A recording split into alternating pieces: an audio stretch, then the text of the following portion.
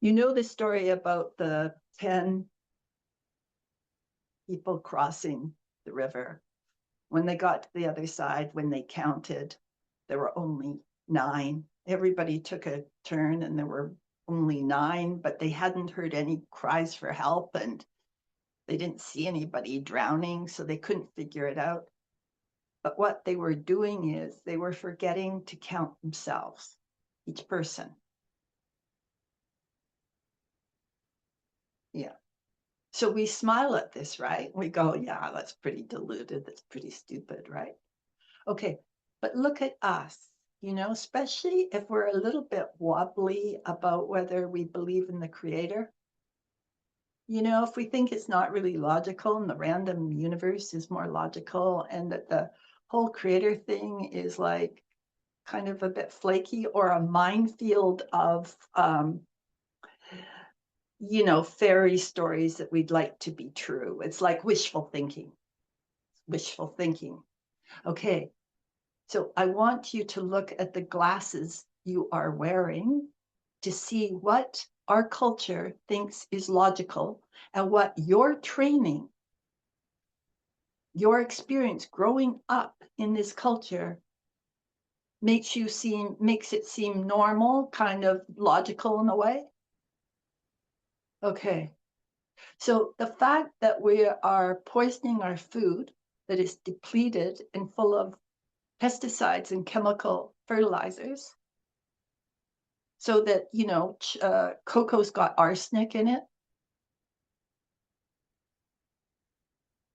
No, rice has arsenic.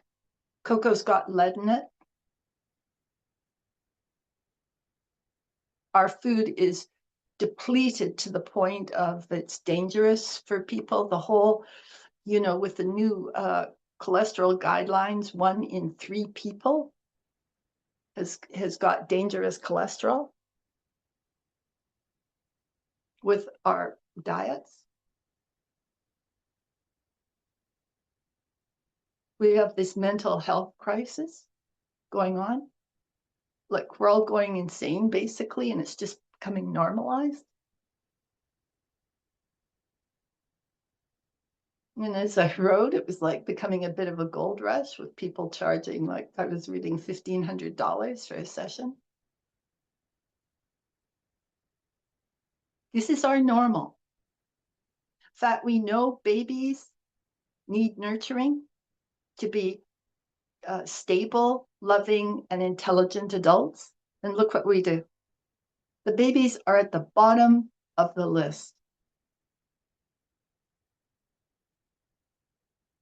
We might decorate our nursery rather than hold our baby, even though we know that the babies need holding and great attention, especially the first 2 years. And really, kids need very sort of stable, loving, playful situations 0 to 6. If we want stable, happy adults, intelligence adults, we ignore this to an extreme. This is our logical, you guys. This is our norm. We've got billionaires and we're turning to them for wisdom. So they're saying, one particular is talking about the stupidity of empathy. Okay, there's great dissing of the gentler values of the feminine, like I talk about. We can't, if we devalue the feminine, we're screwed. So this is, I feel like, slaves who are being treated badly, turning around and celebrating their cruel masters because everybody's getting poor. The billionaires are getting richer. This is our normal. Okay, so, think about any ambivalence about whether God exists, okay? And think that maybe it's coming from these very distorted glasses where we've been, what's celebrated is alienation. And now we've got AI and people are doing therapy with AI, which will just bond them to alienation. It will bond them to their intellects. Okay, so I really want to spell this out, you guys. And this is why this work is getting more direct and blunt.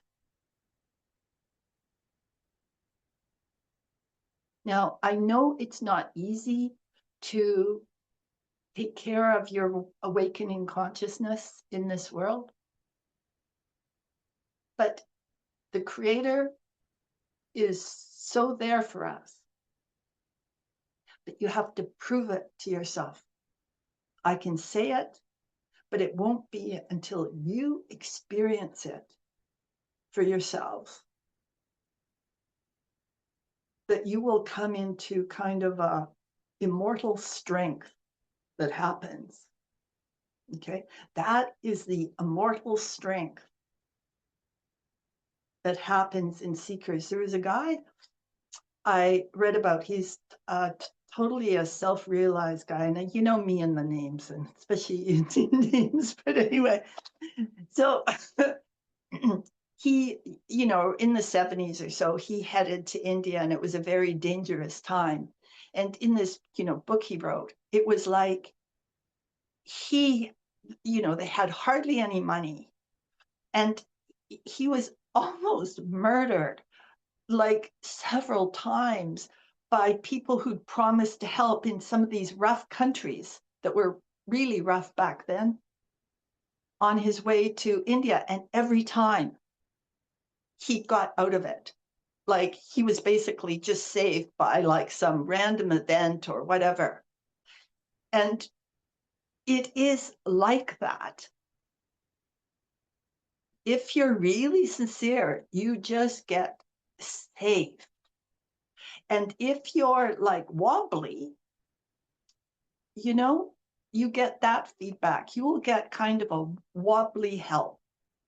Most times, in my experience, most times, although, you know, maybe the universe might be wanting to re-educate you, so it might give you a tremendous experience of divine love.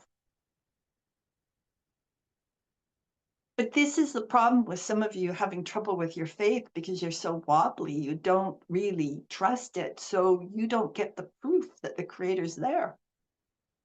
I just want you to see this. And it's not a fault, but if you just like, hey, maybe this is me that she's talking about.